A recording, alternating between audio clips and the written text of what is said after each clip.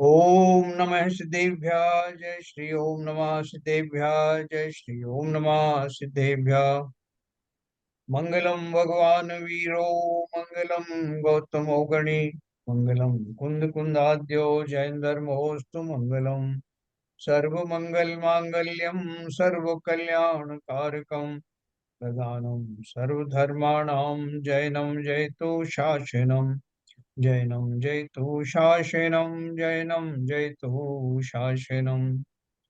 नमे समय साराय स्वानुभूत्या चकाशिते चित्स्वभावाय भावाय सर्वभावांतरच्छिदे।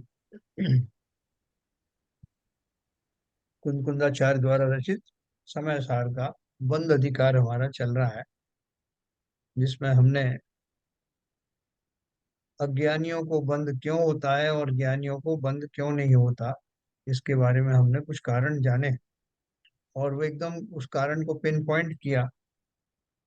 वो तेल लगाए हुए जो पहलवान की उदाहरण दे करके उन्होंने समझाया, इस पूरे प्रकरण में तेल की चिकनाई ही वास्तव में धूल का अट्रैक्शन का कारण हुआ था।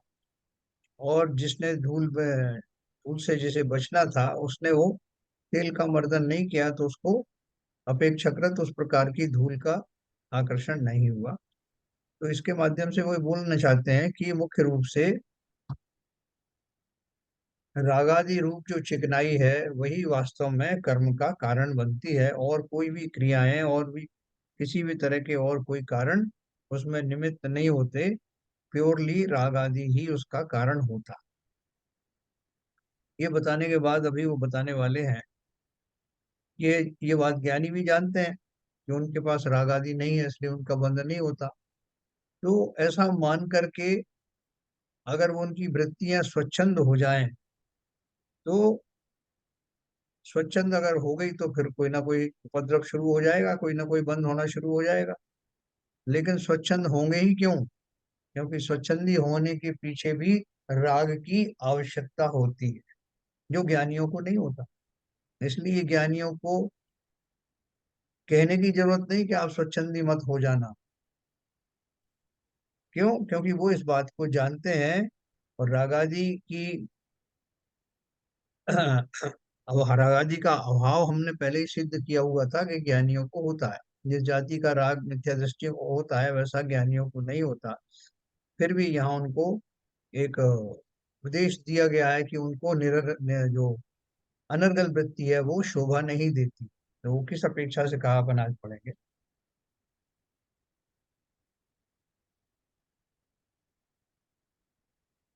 देखिए, अपन ने लिखा था, भले ही लोक कर्मण वर्गणा से भरा हुआ हो, मन वचन एवं काय के परिस्पंदन रूप योग भी हो, अनेक प्रकार के पूर्वोक्त कारण भी हों, तथा चेतन अचेतन पदार्थों का घात भी हो, तो भी आश्चर्य की बात तो यह है कि ऐसी स्थिति में भी सम्यक दृष्टि आत्मा रागादि को उपयोग भूमि में न लाता हुआ मात्र ज्ञान रूप परिणमित होता हुआ किसी भी कारण से बंध को प्राप्त नहीं होता। सम्यक दर्शन की कुछ ऐसी ही महिमा है। इसलिए अब वो रामचंद्र जी के लिए अपन बोल देते हैं कि साहब वो छायिक सम्यक दृष्टि थे, और भले ही उन्होंने युद्ध भी किए, विलाप भी किया, लेकिन उनको बंध नहीं हुआ। तो बंध नहीं हुआ का अर्थ क्या है? कि वो जो अनंतानुबंधी जाति के जो कषायों के ना होने के कारण जो बंध हुआ वो अलग प्रकार का तो हुआ होगा, लेकिन उसको गौण कर दिया गया है। और मुख्य रूप से यहाँ अनंतानुबंधी जो बंध है या वो कषाय हैं उनके बारे में उसको मानते हुए कि उनको वो कषाय आदि नहीं होती, इसलिए उनको वो बंध नहीं होता। तो सिंपल ही कह दिया कि ज्ञानियों को बंध नहीं होता, है ना।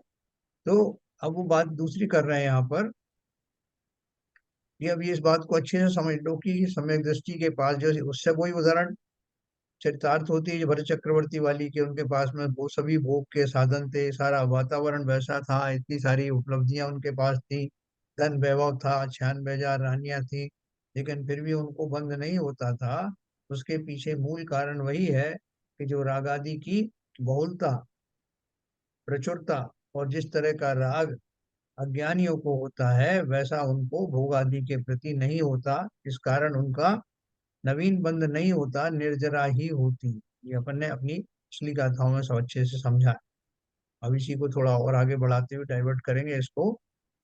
सम्यक दर्शन की ऐसी महिमा है। यद्यपि कर्माण वर्गणा मन वचन काय रूप योग, चेतन अचेतन की हिंसा और पंचेंद्रियों के भोगों से बंध नहीं होता, तथापि निरर्गल प्रवृत्ति उचित नहीं है, है? उन्होंने एक स्टेटमेंट दिया आचार्य ने कि भले ही उनको इन सब चीजों से, हिंसा भोगों से बंध नहीं हो रहा है, लेकिन फिर भी उनको निरर्गल प्रवृत्ति तो करना नहीं चाहिए। अब इस भावना को व्यक्त करने वाला कलश काव्य कहते हैं, जिसका पद्यानुवाद इस प्रकार है। 166 ऊपर चलते हैं। तथापि न निरर्गलम चरितुमिष्यते ज्ञानिनाम तदायतन्मेव सा किल निरर्गला व्याप्रतिः। अकाम कृत कर्म तन्मतम कारणम ज्ञानिनाम द्वयम नहीं विरुद्धयते किमु करोति जानाति चा। हिंदी में है। तो भी निरर्गल प्रवर्तन ज्ञानियों को वर्ज्य है, क्योंकि निरर्गल प्रवर्तन तो बंध का स्थान है।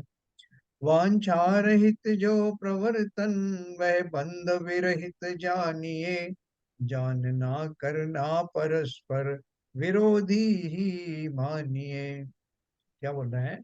यद्यपि उक्त चार कारणों से बंध नहीं होता, तथापि ज्ञानियों को निरर्गल प्रवृत्ति करना योग्य नहीं है, क्योंकि वह निरर्गल, अनर्गल भी कहते हैं उसको, निरर्गल प्रवर्तन वस्तुतः बंध का ही स्थान है। ज्ञानियों को जो यहाँ वांछा रहित कर्म होता है, वह बंध का कारण नहीं है, क्योंकि जानता भी है और करता भी है। यह दोनों क्रियाएं क्या विरोध रूप नहीं है, है? कि वो जान भी रहा है फिर भी वो क्रियाएं कर रहा है, उसी तो से उसी तरह से कर रहा है जैसे मिथ्या दृष्टि कर रहा है। सर। अज्ञानी एक मिनट, अज्ञानी को अपन बोले कि साहब तुम वो वैसे ही कर रहे हो जैसा कि वो अज्ञानी कर रहा है, तो इसलिए तुमको बंद अवश्य होगा। बोले तो उसमें करने में क्या फर्क है? जैसा मिथ्या दृष्टि कर रहा है वैसे ही सम्यक दृष्टि कर रहा है। अगर दोनों एक जैसे कर रहे होंगे तो फिर दोनों को बंद होगा। हाँ बोलिए। सर, ये जो अनर्गल प्रवृत्ति होगी, वो तो किसी न किसी राग द्वेष को द्वेष के कारण ही होगी, बिना उसके तो हो नहीं सकती है। बिल्कुल सही कहा आपने। वही अभी आगे आने वाला है। पहले तो उन्होंने कहा कि भैया उसको ज्ञान के मद में कोई ज्ञानी ये ना सोच ले कि वो कैसा भी अनर्गल प्रलाप करे, कैसा ही निरर्गल वृत्ति करे, उसको बंद नहीं होगा, ऐसा वो ना माने। ये उनकी तरफ से एक उपदेश है। और उसी को वो बताएंगे कि वो उपदेश का पालन तो पहले से ही करता है। देखो आगे बताते हैं। वो क्या बोल रहे हैं? यद्यपि उक्त का चार कारणों से बंद नहीं हो, तो ऊपर के चार कारण कौन से हैं? मन वचन, सॉरी, कर्म कर्माण वर्गणा, मन वचन काय रूप योग, चेतन अचेतन की हिंसा। या यहाँ से शुरू करो, मन वचन काय रूप योग, चेतन अचेतन की हिंसा और पंचेंद्रियों के भोग, है ना? एक दो तीन और चार कर्माण वर्गणा, ये चार उन्होंने बताए। यद्यपि उक्त चार कारणों से बंद नहीं होता, तथापि ज्ञानियों को निरर्गल प्रवृत्ति करना योग्य नहीं है ना? अब नीचे देखो उन्होंने दिया है। क्योंकि जानना एक अलग बात है। ज्ञानी है ना, तो ज्ञानी तो जानेगा, तो जानने से बंद होता है क्या, या अनर्गल वृत्ति करने से बंद होगा? अभी उन्होंने हमारे लिए क्वेश्चन मार्क किया है कि ये दोनों क्रियाएं क्या विरोध रूप नहीं है। उसका उत्तर दिया नीचे उन्होंने। इस प्रकार इस 166वें कलश में यह बताया गया है कि यद्यपि शारीरिक क्रियाओं से बंध नहीं होता, तथापि ज्ञानियों को निरर्गल प्रवृत्ति नहीं करना चाहिए, स्वच्छंद प्रवृत्ति नहीं करना चाहिए, क्योंकि स्वच्छंद प्रवृत्ति रागादि भावों के बिना संभव नहीं है, जैसा आप कह रहे हैं। तथा रागादि भाव तो बंध के कारण ही हैं। कैसा बिल्कुल ज्ञानी? सही। अगर उसके रागादि है, स्वच्छंद वृत्ति है, इसका मतलब राग है। और राग है तो बंध का कारण, फिर वो कैसे बचेगा? तो बंद होगा ना सीधा सीधा। विगत कलश की अंतिम पंक्ति में कहा गया था कि जानन क्रिया और करना क्रिया क्या परस्पर विरुद्ध नहीं है। अब आगामी कलश में इसी बात को विस्तार से स्पष्ट करते हैं। जानने की क्रिया और करने की क्रिया में कुछ फर्क है, एक जैसी है, एक जाति की है, या अलग अलग है? मूल कलश का पद्यानुवाद इस प्रकार है। मूल कलश क्या है? 167 नंबर। हाँ, उसी इंग्लिश है। जानाति यशना करोति करोति यस्तु जानात्ययम् न खलु तत्किल कर्म रागः। रागम तबोधमय मध्यवसायमाहु मिथ्यादृश सनियतम स च बंध हेतु। 167। जो ज्ञानी जन है जानते वे कभी भी करते नहीं। करना तो है बस राग ही, जो करें वे जाने नहीं। अज्ञानमय यह राग तो है, भाव अध्यवसान ही। बंध कारण कहे ये, अज्ञानियों के भाव ही। अब क्या क्या अर्थ है स्पष्ट इसका? कर दिया यहाँ पर। जो जानता है सो करता नहीं, और जो करता है सो जानता नहीं। करना तो वास्तव में कर्म का राग है, और राग को अज्ञानमय अध्यवसाय कहा है, जो कि नियम से मिथ्या दृष्टि के ही होते हैं, और वे ही अध्यवसाय बंध के कारण। कारण। आपने वो तो सुना था ना, वो प्रसिद्ध, कि वो एक मुनिराज जो है वो बैठे हुए ध्यान में थे, तपस्या कर रहे थे, कि एक कि कोई आ, कसाई उधर से निकला और एक गाय का पीछा करता हुआ वहां से गया। तो उसने उनसे कहा कि अरे महाराज, इधर से एक गाय निकली, क्या आपने देखी क्या? तो महाराज ने सोचा कि अगर इसको सच बोलूंगा तो उसकी जान जाएगी, और अगर मैं झूठ बोलूंगा तो वो मेरा सत्यव्रत भंग होता है।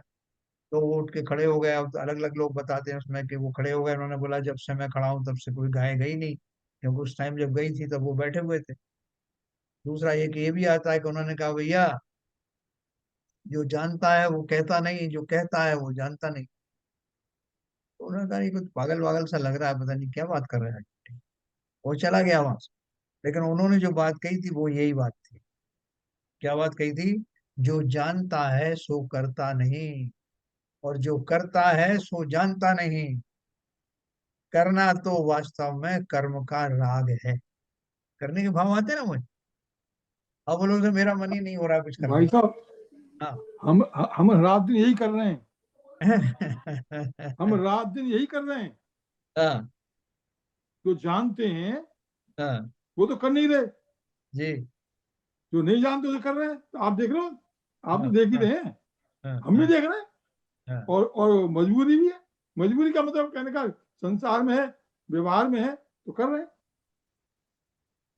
सही अज्ञानी बात है। को बहुत बहुत जल्दी उद्वेलना आती है। उसको, अरे तुम कुछ करते क्यों नहीं? इतना उतना हो रहा है संसार में, तुम्हारे प्रति अन्याय हो रहा है, फलाने के प्रति ये हो रहा है, और तुम चुपचाप बैठे हुए हाथ पे हाथ धरे हुए, कुछ करते क्यों नहीं? हाँ? और जो जो करता है उसको करने के सिवा उसको ज्ञान ही नहीं है। करने वाला भी वही होगा जिसको ये ज्ञान ही नहीं है कि संसार की सब व्यवस्थाएं अपने आप होती हैं, इसमें मेरे करने से कोई परिवर्तन होने वाला नहीं। उस पर तो श्रद्धा ला न सका, परिवर्तन का अभिमान किया, है ना? तो ये जो मैं परिवर्तन करने का जो भाव करता हूँ, इसलिए करता हूँ कि मैं अज्ञानी हूँ। मैं कर्म की दशा, संसार की जो विचित्रताएं हैं, किस अनुरूप से क्या क्या घटनाएं होती हैं, कर्म सिद्धांत आदि नहीं जानता।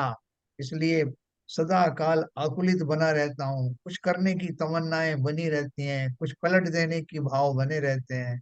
लेकिन ज्ञानी इन सब में जैसे हम मुनिराज की बात कर रहे हैं, कि वो परम ज्ञानी, उन्हें कुछ करने के भाव क्यों नहीं आते? कोई उनसे कहे कि महाराज आपने 12 साल गंवा दिए, यूं ही हाथ पे हाथ धरे बैठे रहते हो, कुछ करते क्यों नहीं? बोले क्या करें? जो करना है वही तो कर रहे हैं। क्या करना है? बोले ज्ञान करना है, जानना है। किसको जानना है? आत्मा को जानना। पर वस्तुओं को जानने की भी आवश्यकता नहीं। जिसने अपने को जान लिया सब जग जान लिया। जिसने राग देश आदि क्या है, राग देश काम आदिक जीते सब जग जान लिया। है ना?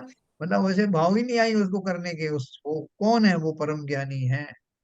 तो ये दोनों क्रियाएं उल्टी हैं। करने का भाव और जानने का भाव दोनों एक दूसरे के अपोजिट हैं। जो ज्ञानी होगा उसे कुछ करने कराने का भाव होगा ही नहीं। संसार को पलट दूं, इसको इधर कर दूं, उसको उधर कर दूं, ये अज्ञानियों की दशा है। ज्ञानी तो ऐसा करता नहीं। अब देखो वो जो उत्पात मचाते हैं, अब जो पारसनाथ भगवान के ऊपर उत्सर्ग किया, वो बेंतर जाति का देव था, राक्षस था या जो भी था, तो अज्ञानी था। उसमें जो कुछ शक्ति थी उसने उसका उपयोग किया, इसको पलट दूं या पटक दूं, उसके ऊपर ये प्रलय कर दूं, पानी बरसा दूं, ये सब कुछ किया उसने। लेकिन जो ज्ञानी थे पारसनाथ, उन्होंने तो कुछ किया ही नहीं, कोई प्रतिकार भी नहीं किया। नहीं तो वो चाहते तो उसके आगे कहाँ लगता था उसके अंदर। तो इसलिए ये बात बहुत अच्छे से समझना। इसीलिए कहा गया है हमारे यहाँ कि क्षमा वीरस्य भूषणम। जो वीर है वो क्षमा ही करता है। क्यों? क्योंकि उसके मन में कोई राग नहीं, कोई द्वेष नहीं, साथ में ये चिंतन है, ये विश्वास है, जो कुछ घटित हो रहा है वो सच हो रहा है, जैसा होना चाहिए वैसा ही हो रहा है।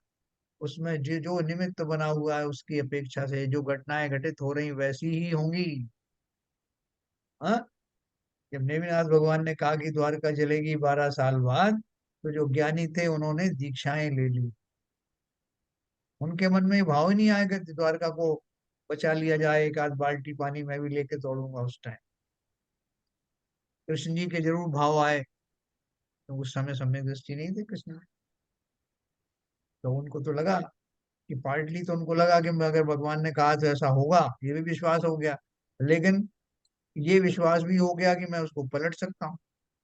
तो इसलिए उन्होंने सारी कोशिश की। अपने माँ बाप को रथ में बिठाल कर चले तो सब वो घोड़े वोड़े सब मर गए। तो दोनों भाइयों ने, उनके बलदेव ने और उन्होंने मिल करके हाथों से उस रथ को खींचा और माँ बाप को लेकर निकलने लगे, तो नगर का दरवाजा बंद हो गया। ऊपर से आकाशवाणी हुई कि कोई नहीं बचेगा, सिर्फ तुम दोनों ही बचोगे।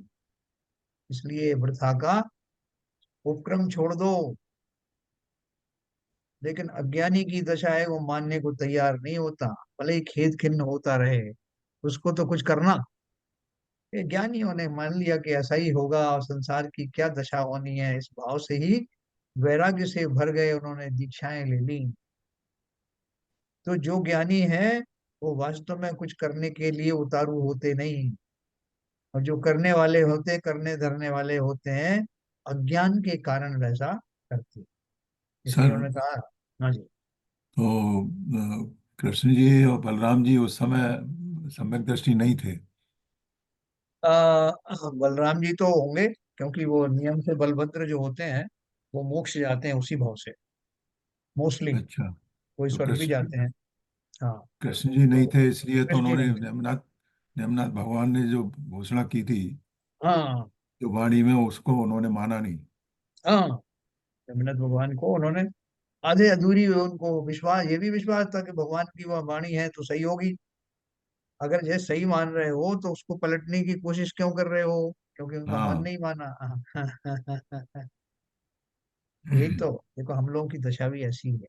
हम लोग भी ये तो मानते हैं कि भगवान अंतर्यामी, रोज बोलते हैं, तुम प्रभु दीन दयाल, मैं दुखिया संसारी, है तुम वो अंतर्यामी, द्रौपदी का चीर बढ़ाया और सीता प्रति कमल रचाया, सब कुछ बोलते हैं। लेकिन मांगते फिर भी रहते हैं कि भगवान, आपको पता नहीं कि मेरा नाम क्या है?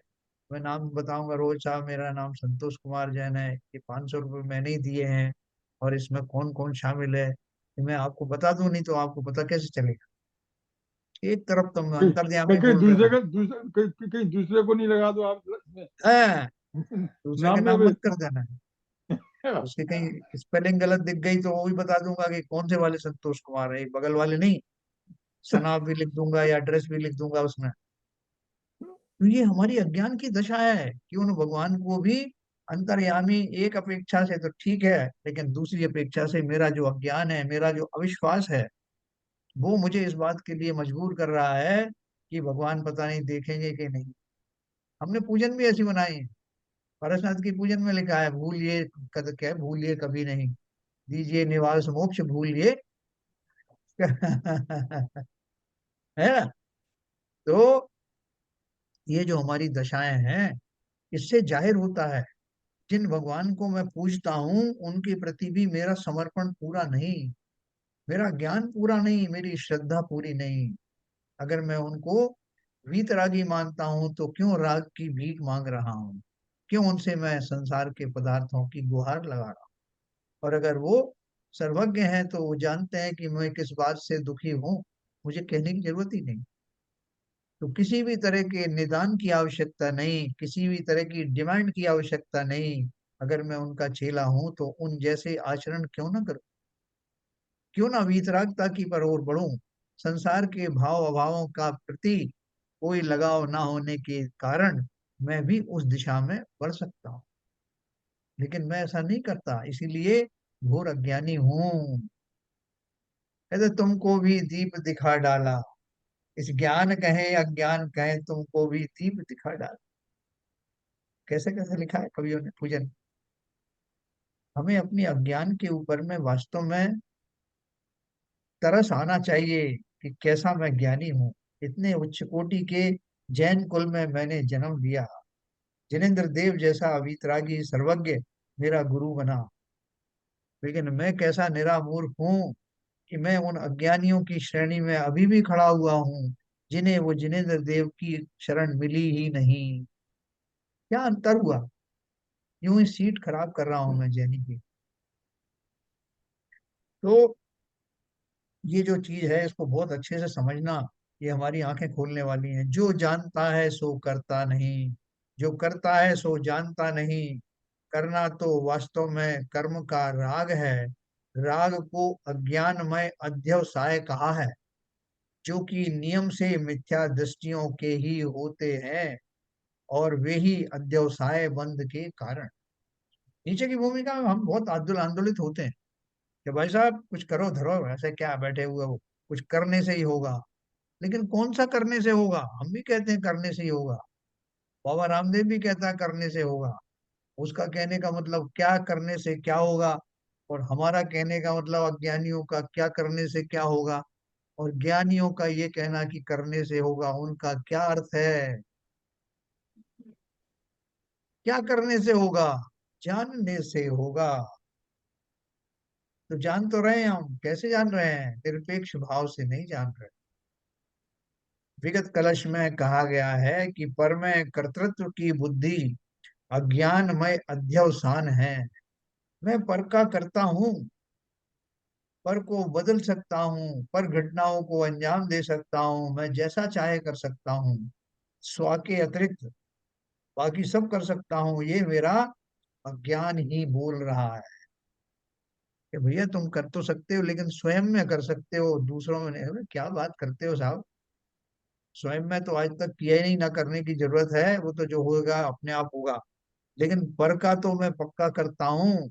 कितने जीवों को मैंने मार डाला, कितने जीवों को मैंने दंड दिया।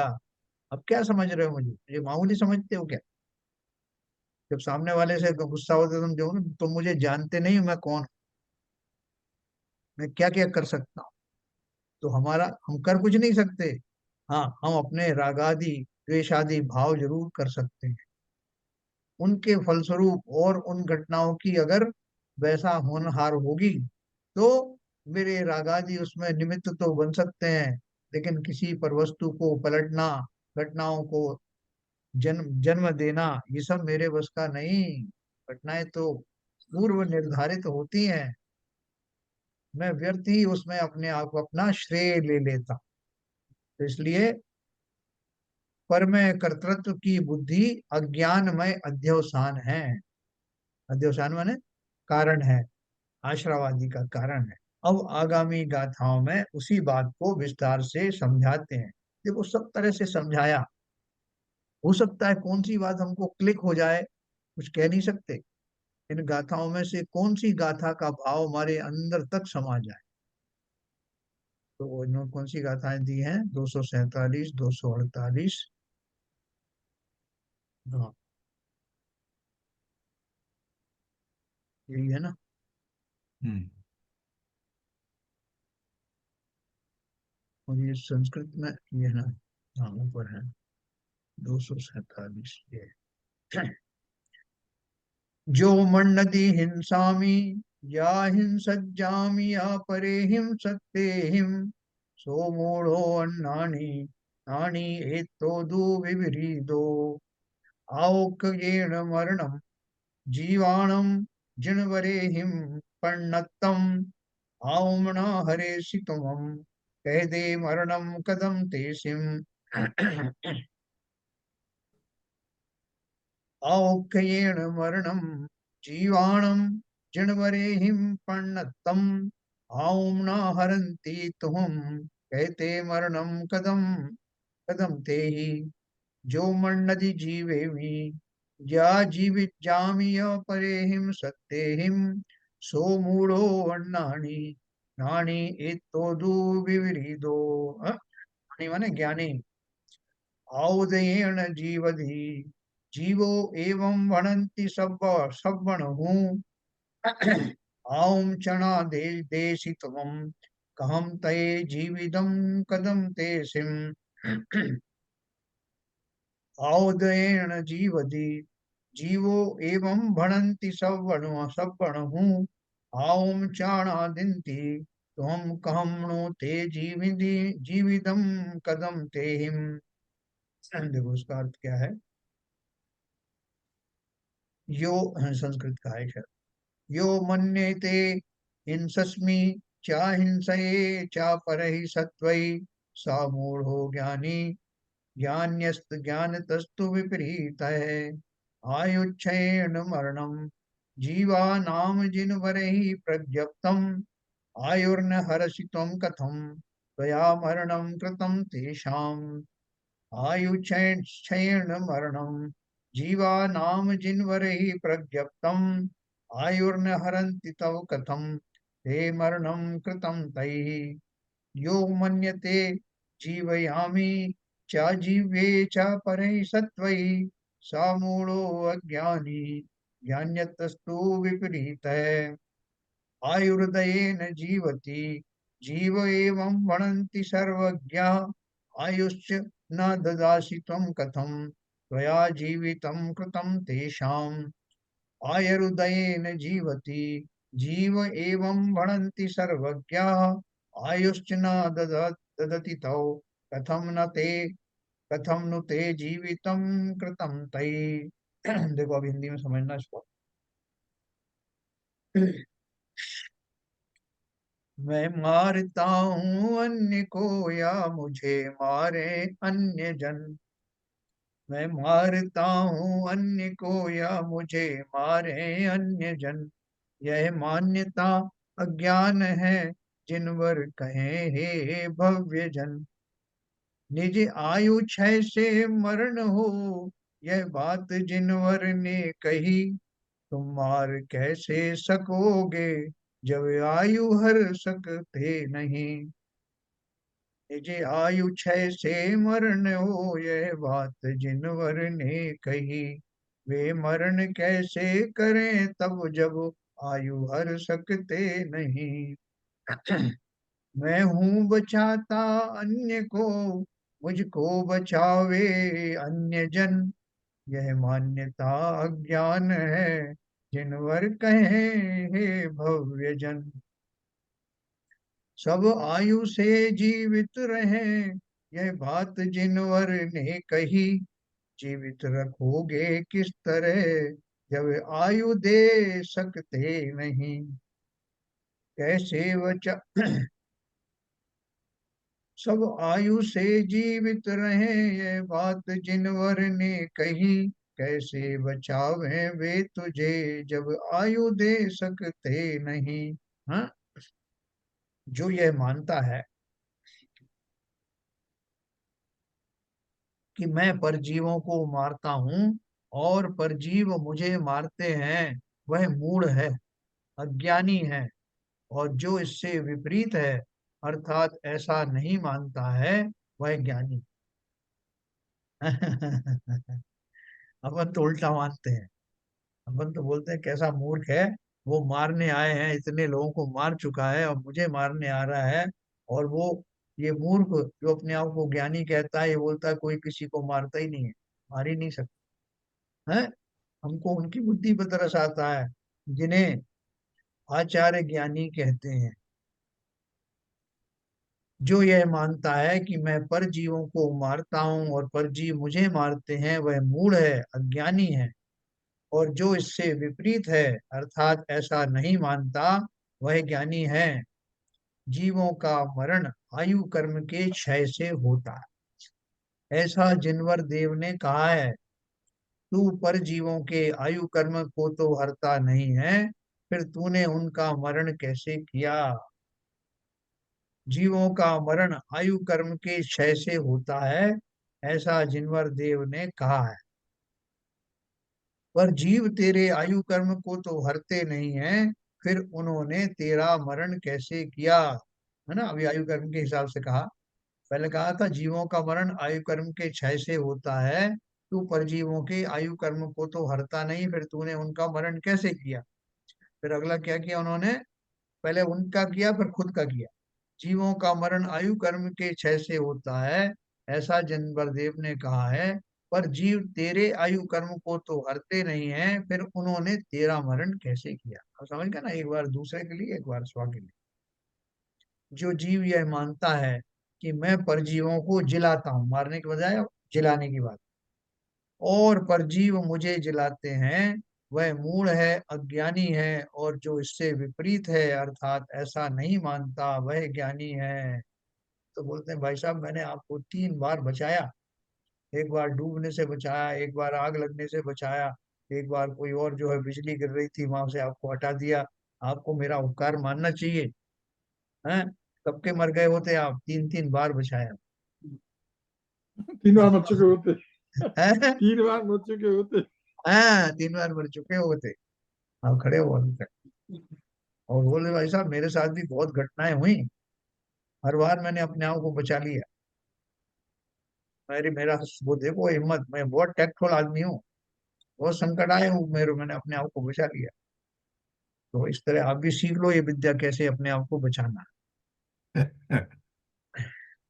तो क्या बोल रहे हैं, अपनी बात कर रहे हैं कि मारना और जिलाना दोनों ही, जो जीव यह मानता है कि मैं परजीवों को जिलाता हूँ और परजीव मुझे जिलाते हैं, वह मूढ़ है, अज्ञानी है। और जो इससे विपरीत है अर्थात ऐसा नहीं मानता, वह ज्ञानी है ना। विशल्या ने क्या बोला था, जब अजगर ने उसको निगल लिया, खाली चेहरा चेहरा रह गया, तो पिताजी उस अजगर को मारने आए तो उन्होंने क्या कहा था, पिताजी मेरा बचना अब संभव नहीं, मेरा आयु समाप्त होने का समय आ गया। और इस अजगर को, जीव को, इस शरीर के भक्षण से किंचित उसकी क्षुधा शांत होती है, तो ये उसके प्रति मेरा ये उपकार ही होगा। इसलिए आप कोई किसी तरह का विकल्प मत करो, और मैं समाधि मरण पूर्वक इस देह को त्याग रही हूँ, इसमें आप व्यवधान मत बनिए। कोई किसको मारता है, कौन किसको जिलाता है, वो समझदार महिला अच्छे से जानती थी। इसलिए उसने कोई विकल्प नहीं किया, इसलिए मर करके सुगति को प्राप्त हुई। भाई साहब रात दिन देखते हैं, ये, बड़े बड़े एक्सीडेंट होते हैं, बड़े बड़े एक्सीडेंट होते हैं, और सब मर जाते हैं उसमें। ये 6 महीने का बच्चा, हाँ 6 महीने का बच्चा, या 3 साल की लड़की, या जो जिनको जिन जीवों को अभी आयु आयु कम शेष है, वो जीव ये, बच ही जाते हैं, चाहे कैसी परिस्थिति हो। बिल्कुल बिल्कुल बिल्कुल। पूरा मलबा गिर गया, इतना नीचे से निकाला, 11 दिन बाद जिंदा मिले। हाँ, जिंदा निकला, सही बात। तो जीव आयु कर्म के उदय से जीता है, ऐसा सर्वज्ञ देव कहते हैं। तू परजीवों को आयु कर्म तो देता नहीं है, फिर तूने उनका जीवन कैसे किया। आयु कर्म दे सकते हो क्या, नहीं दे सकते। जीव आयु कर्म के उदय से जीता है, ऐसा सर्वज्ञ देव कहते हैं। पर जीव तुझे आयु कर्म तो देते नहीं है, फिर उन्होंने तेरा जीवन कैसे किया। न दे जीवन आयु कर्म देता है, ना आयु कर्म को कोई का हरण करता है। जब तक है आयु कर्म तब तक व्यक्ति जीवित है। अभी देखो बहुत सारी घटनाएं हो रही हैं। भाई कोई पॉलिटिकल लीडर को किसी ने मरवा दिया, कोई हेलीकॉप्टर क्रैश करवा दिया, कहीं कुछ और करवा दिया और मार दिया। तो उनको इस बात का बड़ा अभिमान हो जाता है कि हम किसी को भी मरवा सकते हैं, और इस बात से दूसरों को धमकी भी देते हैं कि देखो जैसा उसको मरवा दिया ना, तुम सावधान रहना, हमसे अगर तुमने वो किया कुछ पंगे लिए तो तुम्हारा भी यही हश्र होगा। और सामने वाले लोग डर भी जाते हैं। तो अब ये घटनाएं कैसे होती हैं? अगर उस व्यक्ति का की वैसी होनहार है, उन्हीं निमित्त से उसका जो है मरण होना है, उन्हीं युक्तियों पूर्वक वो सब प्लानिंग होना है, तो वैसे ही उसका निधन होगा। लेकिन आपकी वो सारी युक्तियां अगर सब पर काम होने लगे तो संसार का कोई भी जीव जीवत बचे ही नहीं। सब किसी ना किसी के शिकार बन जाए, क्योंकि सबके नजर में कोई ना कोई के प्रति द्वेष होता है। लेकिन सभी मार डालते हैं कि सबको। कहते तो बहुत सारे लोग बहुत जीवों को मरने की इच्छा करते हैं, लेकिन अब अपने यहाँ कहावत है ना कि कौवे के कोसने से है ना, नहीं तो संसार की आज हालत कुछ और होती। बहुत सारे प्रयास किया करते हैं लोग, लेकिन नहीं सफल होते। जिनकी आयु है उनकी आयु है, कुछ नहीं कर सकते आप।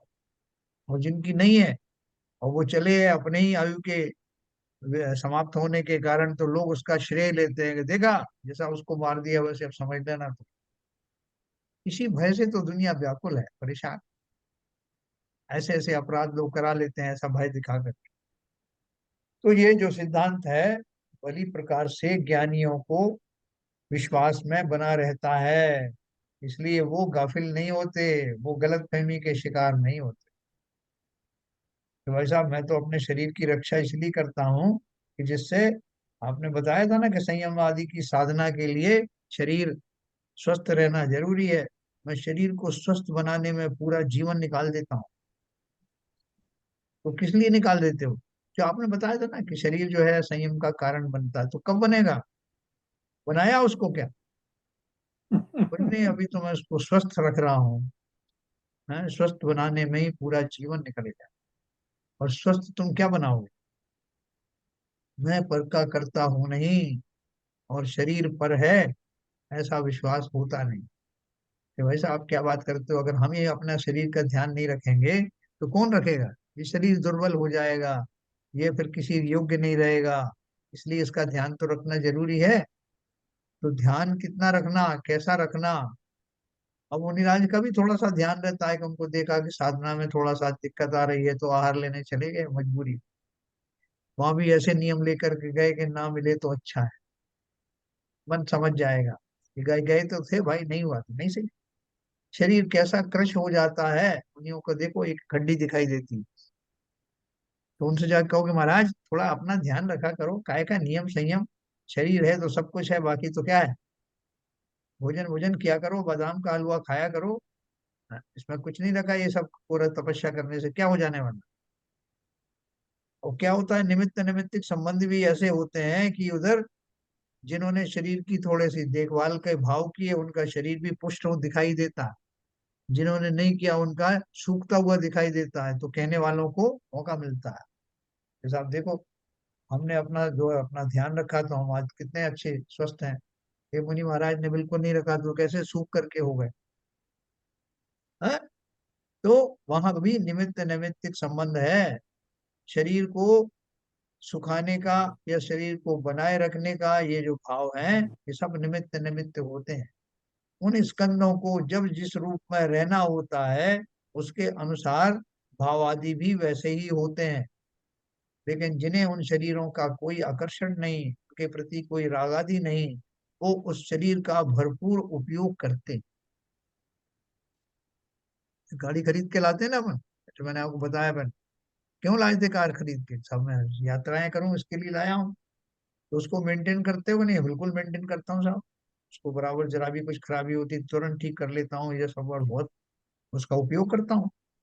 तो दूसरे ने कहा साहब ऐसा है कि ये मेंटेन ही जब करना है, गाड़ी को खराब नहीं होने देना है, तो उसको चलाओ ही क्यों। मैं तो चलाता ही नहीं हूँ उसको, गैरेज में खड़ी रख देता हूँ, और टायर और निकाल देता हूँ उसके, जिससे वो भी ना घिसे। तो किसके लिए लाए थे वो गाड़ी, उसका कोई उपयोग ही नहीं किया, खाली उसको अच्छी देखते रह गए, तो क्या हुआ लाभ उसका। ज्ञानी तो ये दोनों बातें जानते हैं, शरीर आदि जो है वो पर द्रव्य हैं, और इनको जो जो उनके निमित्त बनते हैं उसके अनुसार ही वो जिस अवस्था में बने रहते हैं उन अवस्थाओं के निमित्त निमित्तिक संबंध होते हैं। और मेरा कार्य जो मुझे इस पर्याय में मिला हुआ है, मनुष्य देह संयम का कारण है ना। तो कैसे कारण, शरीर में कुछ ना हो जाए ये व्याधि रखने वाला अपनी देह का भरपूर उपयोग संयम के मार्ग में कर सकता है क्या। इसलिए शरीर को अपनी दशा पर छोड़िए, आप तो जो है आप अपनी चिंता करिए। बोले भाई अपनी तो साहब कर सही रहा है, हूँ कुछ सब। कहीं भी सही है, आप कुछ हाँ, कहीं भी तो नहीं सकते। हमने ये देखा है बड़े लोग बाग जो है शरीर का ठीक। बहुत ध्यान रखते हैं, सब हाँ, खाते हैं, लेकिन लेकिन सही सही सही उनका सहयोग ही नहीं कर रहा। अंग नहीं बॉडी ने लगता इसको बॉडी है। इसको उपयोग उसमें ही नहीं आ रही है। नहीं, अरे, तो आप क्या करेंगे, आप जानते हैं वास्तविकता है, प्रत्येक द्रव्य को क्षरण हो रहा है, समाप्त होना है, तो फिर ये तो बिल्कुल आप सूख के कांटे हो रहे हैं, लोग बोले अंग ही नहीं लग रहा साहब, सब कुछ सब सुविधाएं सब कुछ खा रहा सब हूँ पी सब रहा हूँ खा रहे लेकिन हैं, सब कुछ खा रहे हैं, और ऐसा भी सब कुछ है लेकिन खा नहीं सकते, डॉक्टर ने मना हाँ, कर दी है। यस, डॉक्टर ने मना कर दिया। मूंग की दाल का पानी पी रहे हैं, और सेठ जी है करोड़पति अरबपति। अरबपति है, उनके नाम पर दुनिया भर खाई जा रहे हैं लोग बाग। और दुनिया उनकी देख रखाव करने के लिए कि मैं इनके हलवे की रखवाली करूंगा, वो बोलेगा मैं इनकी जो है बर्फी देखूंगा। हाँ, और सेठ जी मूंग की दाल का पानी पी रहे भाई साहब, कुछ तो मुनि संगमों में हैं। हाँ, ब्रह्मचारी है या जो रहते हैं, वो कहते हैं महाराज जी दूध पियेंगे, हाँ, और पता लगा महाराज जी का दूध का हाँ, महाराज जी के बाल बहाने से बाल खुद खीर खा रहे हैं, दूध पी रहे हैं। वो श्रावकों को डांट डांट के बोलते हैं, तुमको मालूम नहीं इतना दूध लगेगा, इतना इतना ये ड्राई फ्रूट लगेंगे, लेकिन अब महाराज जी का आहार होना है ना। अब आहार किसका होना है उससे ही अपन सब जानते हैं। सो एनीवे, तो बात अपन कर रहे थे कि जो ज्ञानी है वो भली भांति सी इन गाथाओं में जो मर्म लिखा है उनको भली भांति जानता है। हम जो है वो जानते तो हैं लेकिन मानते नहीं, इसलिए हमारा जानना किस काम का। जैसा मैं तो जानता हूँ, लेकिन जानते तो उसको वैसा इम्प्लीमेंट क्यों नहीं किया, क्योंकि मानता नहीं। तो जीव आयु कर्म के उदय से जीता है, ऐसा सर्वज्ञ देव कहते हैं, पर जीव तुझे आयु कर्म तो देते नहीं है, फिर उन्होंने तेरा जीवन कैसे किया। इन बातों को क्या है, जब तक हमारा जो राग आदि भरा हुआ है ना, तब तक हम इसको बिल्कुल अच्छे से हमको ये समझ में भी नहीं आएगा, विश्वास सही नहीं होगा। गाथाएं तो पढ़ ली साहब, जब वो आया था तो चैप्टर तो पढ़ ली थी। किसी ने बोला ये आपने गाथा पढ़ी, हाँ साहब पढ़ी तो थी। तो क्या किया पढ़ करके, उस वो भाव आया क्या अंदर तक। तो साहब पता नहीं, 2-3 बार शायद पढ़ना पड़ेगा, फिर कुछ हो जाए तो हो जाए। इन गाथाओं का अर्थ आत्मख्याति में अत्यंत संक्षेप में इस प्रकार किया गया है। मैं परजीवों को मारता हूँ और परजीव मुझे मारते हैं, ऐसा अध्यवसाय यानी मिथ्या अभिप्राय नियम से अज्ञान है।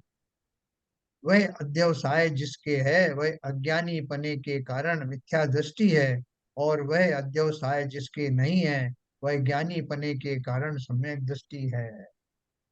हैं, हम जंगल में क्यों नहीं चाल चले जाते कि पागल हो गए साहब, घर में बढ़िया बैठे हुए हैं, आप जंगल में क्यों भेज रहे हो। वो क्या आफत आ जाएगी वहां, अरे साहब बहुत सारी आफतें हैं, कोई जानवर है खा पी गया हमको तो मर जाएंगे। तो मुनि महाराज तो चले गए, वो रोज जाते हैं जंगल में, बोले ना उनकी बात छोड़ो, उनकी बात छोड़ो, उनका जो होना है वो जाने, हम क्या, हमको क्या जिम्मेवारी दे रहे हो। वो नहीं जानते क्या कोई जीव खा जाएगा उनका मरण हो जाएगा, क्योंकि उनको एक विश्वास है। क्या विश्वास है, मैं परजीवों को मारता हूँ और परजीव मुझे मारते हैं।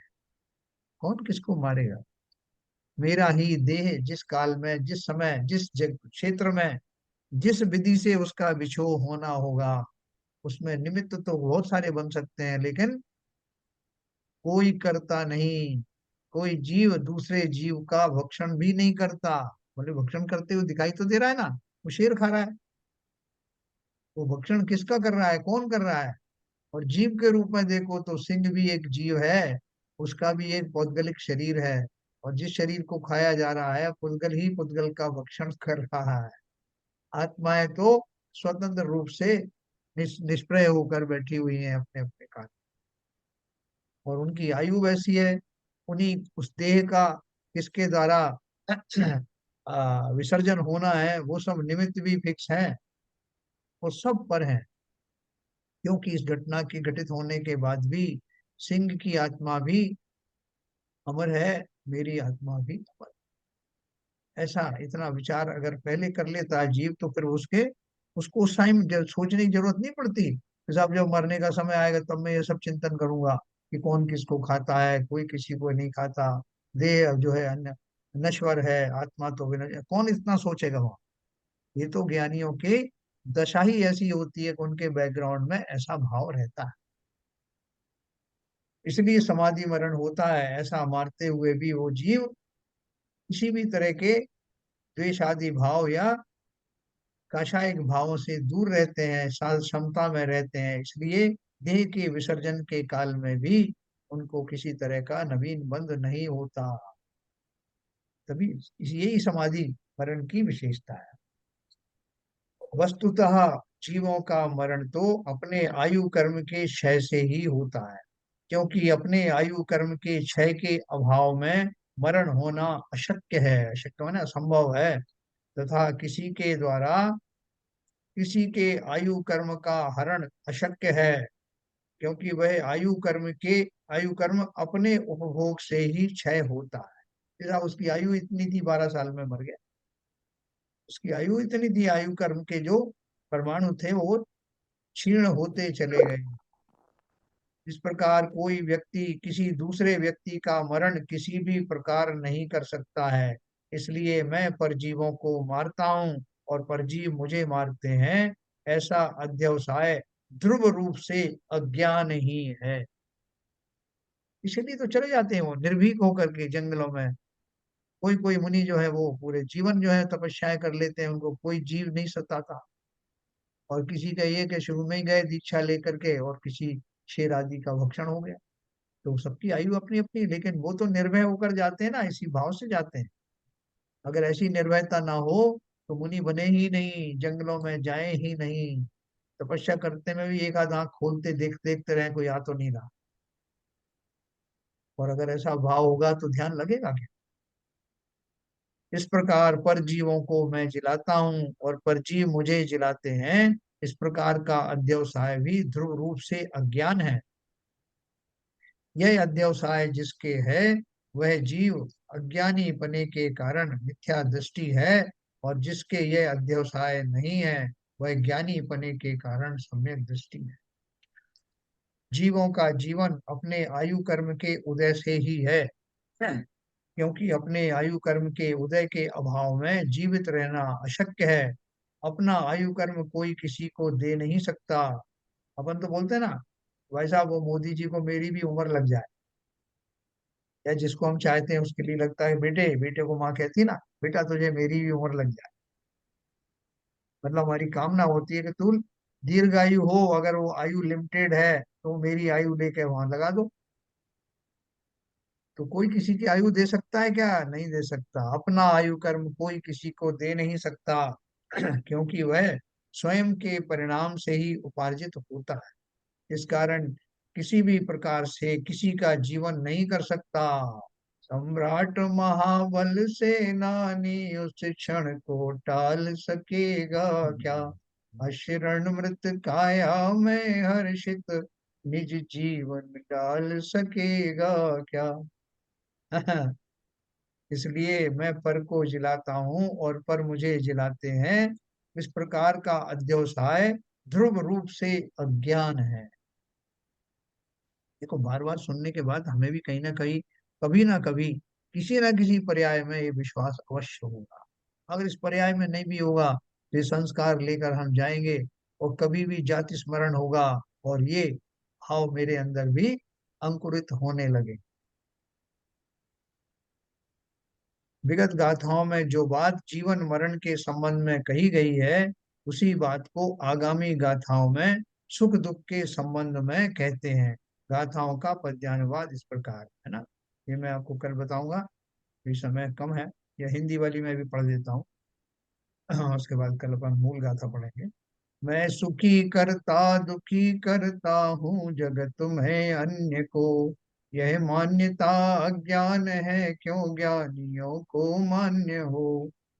है सुखी होते दुखी होते कर्म से सब जीव जब, तो कर्म दे सकता न जब सुख, दुख दे किस भांति तब। न सुख दे सकता है, जब सुख नहीं दे सकता तो दुख भी नहीं दे सकता। है सुखी होते दुखी होते कर्म से सब जीव जब, दुष्कर्म दे सकते न जब दुख, दर्द दे किस भांति तब। है सुखी होते दुखी होते कर्म से सब जीव जब, सत्कर्म दे सकते न जब सुख, शांति दे किस भांति तब। देखो अपन इस पे चर्चा करेंगे कल। ये भी बहुत रहस्यात्मक जो है वो पंक्तियां हैं, कि मैं किसी को जिला सकता हूँ, किसी कम के साथ भगवान आप प्रभु मुझे आशीर्वाद दे दो, तो उनके आशीर्वाद से मेरा काम हो जाएगा, है ना। ये भी भाव आते हैं। कोई किसी को गाली देता है, साहब वो उसने उन्होंने बहुत बददुआएं दी, इसकी वजह से उसको ये सब हो गया। तो अपन इसकी जो हकीकत है उसको अपन का एनालिसिस करेंगे, कि कौन किसको मार सकता है, नहीं मार सकता है, किसी का आशीर्वाद कैसे फलित होता है, किसी की बददुआएं कैसे लगती हैं नहीं लगती हैं, ये हमारा खाली भ्रम है। ये सब अपन कल विस्तार से चर्चा करेंगे। हाँ, ये सब गाथाएं सरल है ना, समझने में तो कोई दिक्कत नहीं। नहीं नहीं नहीं तो क्या ललित जी, इसमें कुछ अपना वो डिबेट है क्या, नहीं कंटेस्ट? नहीं, सब सही है। चलो बहुत बढ़िया। ठीक है, समझ में आ रही है। कहीं ना कहीं तो अपन सब भी कन्विंस हो ही जाते हैं नरेंद्र देव की वचनों से। हाँ। क्या हरभजन साहब? मुझे तो लगता है कि ये समय सार के भाव से नहीं कही गई है, जिस तरह से आत्मा का, ये तो लगता है जैसे नॉर्मल बातें हैं, हम डे इन डे आउट पढ़ते रहते हैं।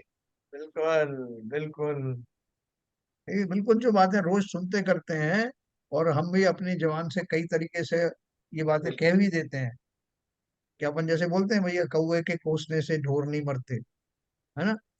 या जो है कोई आपको कोई अच्छी बात कह दे तो उससे पेट थोड़ी भरता है, बहुत सारी अपन ऐसी बातें करते हैं, लेकिन हम इसके दैनिक दैनिक चर्या में भी देख रहे हैं ना। जी दैनिक चर्या में देख रहे हैं कि हमारा लड़का मान लो बीमार है, तो हाँ हम उसकी बीमारी नहीं ले सकते, वो हम उसको कुछ कर नहीं सकते, उसका केवल उपचार कर सकते, वो पुरुषार्थ कर सकते हैं। या कोई हमारी कोई हमें कोई मार रहा है, कोई हमको मार रहा है, तो दैनिक चर्या में ये सब चीजें जो आपने बताई हैं, हम लोग रात दिन दैनिक चर्या में समझते हैं, लेकिन समझ नहीं पाते कि मैं कर सकता हूँ। ये भाव कहाँ से आ जाता है। इसीलिए अभी जैसे हमारा कोई स्वजन है, मरणासन अवस्था में है, हम उसकी सेवा कर रहे हैं, उसको बचाने की कोशिश कर रहे हैं, तो हम वो नहीं बचता, नहीं चला बचता। जाता है। तो अपन हाँ, क्या कहते हैं, दूसरों से बोलते हैं कि साहब मैंने बहुत कोशिश करी, मैंने उनको बहुत बचाया साहब, लेकिन मैं नहीं बचा पाया। ये अपनी अवस्था भी हम बताते हैं, लेकिन हमारा विश्वास तो यही था कि मैं ठीक से सेवा नहीं कर पाया, करा सकता, या नहीं कर सकता था, मैं कर सकता था। कर सकता था। ये नहीं, और बाद में कहते हैं कि क्या करें, उसकी आयु इतनी थी। ये बाद हाँ में कहते हैं, इसको हाँ। पहले पहले समझना चाहिए, उसको बाद में कहते हैं। अगर पहले समझ लेता, आप सोचो, अगर मेरे को वो ये बात पहले से पता होती कि जिसकी जितनी आयु उतनी रहने वाली है, तो क्या मैं उसकी सेवा करना बंद कर देता, या ये क्या पूर्व हाँ, करता? कर्म का ये प्रश्न, पूर्व कर्म का ये अगर उधार है तो नहीं बंद ये, कर सकते आप। क्या करता, मैं उसकी सेवा करता या नहीं करता? ये ये सेवा प्रश्न तो आपका करते हैं सही आप। नहीं है। सर, सेवा तो जरूर करता है, लेकिन जितना उसमें मैं परेशान हुआ या जितना उद्वेलित होता उतना नहीं होता, शांत स्वभाव रहता। सेवा तो उतनी ही करता, जी, तो उससे मेरे कर्म बंद कम होते। मैं विफल नहीं होता, मैं उसकी सेवा में कोई कमी नहीं करता, कि मुझे नहीं मालूम कि वो मैं उस वो निमित्त बनता उसका जीने का कि मरने का, लेकिन मैं प्रयत्न तो यही करता कि मेरे जो है सम्यक प्रयत्न रहे, जो उसके लिए अनुकूल अगर होना होगा तो हो जाएंगे। यस। बिल्कुल उसमें सही उस बात। उस प्रोसेस में मैं फ्रस्ट्रेटेड नहीं होऊंगा, मैं तैयार नहीं बैठूंगा कि अगर इनने प्राण छोड़े और मैं फबक के रोने लग जाऊंगा। मैं तैयार ही बैठा था। तो वो मेरा जो अंदर का जो राग आदि है, जो अर्थ ध्यान है, उनसे बचा रहूंगा। जो होना है वो तो निश्चित है। सही ये बात, ज्ञानी बिल्कुल में सही। अज्ञानी में। तो इसलिए समस्त चीजों में घबराने की बात नहीं। सब जगह सेठ मुनीम का भाव रखो अपनी भूमिका में। अपने बच्चे अपना कहना नहीं मानते, पति पत्नियों में किसी किसी तरह का जो है विवाद आदि होता है, तो सब में यही मान के चलना कि कौन किसी को समझा सकता है। सब वस्तुएं स्वतंत्र हैं, सब व्यक्ति स्वतंत्र हैं। हम प्रयास कर सकते हैं, लेकिन जो होना है वो विधि के अधीन। तो ऐसा संतुष्टि का भाव रखते हैं। चलिए, समय हो गया। जिनवाणी स्तुति करें। सर एक बात पूछो। जी बोलिए। बोलिए गुरु महाराज। सर आवाज नहीं जा रही। हाँ बोलिए बोलिए, आवाज आ रही। मैं ये बोल रही कि जैसे आरती अपन नहीं कर रहे, लेकिन लोग वहाँ क्या करते हैं कि आरती उनने की और हमारे पास देने के लिए आते हैं, तो अब मैं क्या करूं फिर उस टाइम? अच्छा अच्छा अच्छा, समझ गया। हाँ, रोज करते हैं ऐसा, अपन नहीं हाँ नहीं, करते आरती। हाँ नहीं आपका भाव नहीं होता करने का ना, हाँ कोई बात नहीं। लाए तो अपना हाथ तो जोड़ सकते हैं ना। हाँ, लेना तो पड़ती है ना आज का। हाँ ले लो, या ले लो अब जिस भाव से वो दे रहे हैं। और अपना हाथ जोड़ करके वो जो उनका जो भाव है, जो शुभ भाव है, उसके प्रति श्रद्धा से हाथ जोड़ देना। हाँ, ठीक है ना, वो वही आपके मैं पास लेके बोलती, आए। मैं हाँ तो नहीं करती आरती, पढ़ लेती हूँ, हाँ, लेकिन वो रोज लाते हैं मेरे पास। कोई बात नहीं, वो लेके आए, आपने हाथ जोड़ दिए। तो वो आशिका का जो आपने हाथ जोड़ दिए, उसका अर्थ ये है कि आपने उसका विनय भाव है, जिस जिस भाव से वो विनय लेके भाव आए हैं। से आपके भाव भी नहीं ऐसे। जब आपके भाव नहीं है तो आपका बंद तो वैसे ही होगा। जब हाँ, आप भाव ले तो रही हैं, नहीं है, लेकिन वो जब देगा ले आते रही हैं हैं आप। तो आज का लेनी पड़ती है। हाँ तो कोई बिल्कुल बात सही नहीं है, है, इतना तो कोई अभी बात नहीं है। व्यवहार में चलता ही है। इतना व्यवहार में हाँ, बहुत सारी चीजें चलती हैं। अपना भाव नहीं है तो भाव का ही अपन ने पढ़ा ना, कि जो बंद होता है वो हाँ, राग आदि का होता है। आपके तो भाव नहीं है तो वही वही वही वही मैंने अभी अब तो वो अपन ने क्रियावली पढ़ा जाने ना, करना है। अनजाने में पहले तो बहुत किए, अब उनको तो भुगतना ही पड़ेगा। अपन ने अभी पढ़ा ना कि राग आदि से बंद होता है, क्रियाओं का बंद नहीं होता। ठीक है ना, तो वो आपके वैसे भाव नहीं है, लेकिन ऐसा है मजबूरी में आपको जैसे वो करना पड़ रहा है, तो कोई बात नहीं है। अभी अपन ने उस भूमिका में बहुत स्ट्रिक्ट तो हुए नहीं है कि आपने कोई प्रतिमाएं धारण कर ली हो या इस तरह का संकल्प ले लिए हो, वो तो किया नहीं अभी। जब वो होगा तब उस तरह से भी सोचना पड़ेगा। ठीक है गुणवाले जी, चलिए और साहब जब जिनवाणी। ये इसके बाद में एक दो हाँ, मिनट में मैं एक शंका है मेरी, बाद हाँ में हाँ, मैं आपसे बात करूंगा, इसी में ओके जाना मत। ओके ओके, सीबीएन साहब भी रुक जाएंगे। चलिए जिनवाणी से। हाँ, नाश में को ज्ञान के प्रकाश में वास में को बंसी बखानी में जान में को बंध विधि भान छान में को परम प्रमाण अनुभव बताए में को जीव के जताए में को सताए में को भवे और आनी है जहाँ तहाँ तार में को पार के उतार में को सुख इस तार में को यही जिन वाणी है। हे जिनवाणी भारती तो है जो बुधन है, जो तेरी शरण आ गए सो पावे सुख चैन। या वाणी के ज्ञान से सुझे लो जो वाणी मस्तक भरो सदा देते हो सदा देते हो। जिनवाणी माता की जय।